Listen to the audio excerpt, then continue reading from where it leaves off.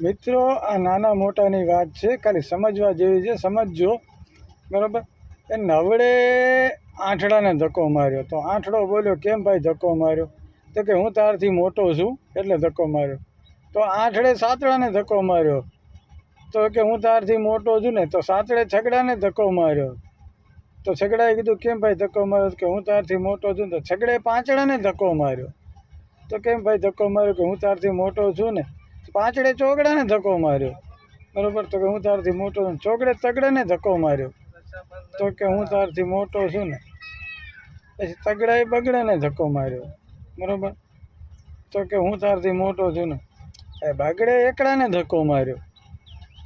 હવે એકડાથી નાનો તો શૂન્ય જ છે, એટલે એકડે મગજ વિચાર્યું એ કે ધક્કા કોઈને મરાય નહીં, એના કરતાં સાથે લઈ લઈએ બરાબર. તો બગડે એકડે છે ને ધક્કો ન માર્યો મિત્રો, એને સાઈડમાં લઈ લીધો. સાઈડમાં લઈ લીધો એટલે 1 અને 0 બે ભેગા થઈ ગયા એટલે થઈ ગયા 10, અને 10 થઈ ગયા બધાથી મોટા. એટલે કહેવાનો મિનિંગ એ જ છે મિત્રો કે એકાબીજાને ધક્કા ન મારો, બધા સરખા જ છીએ.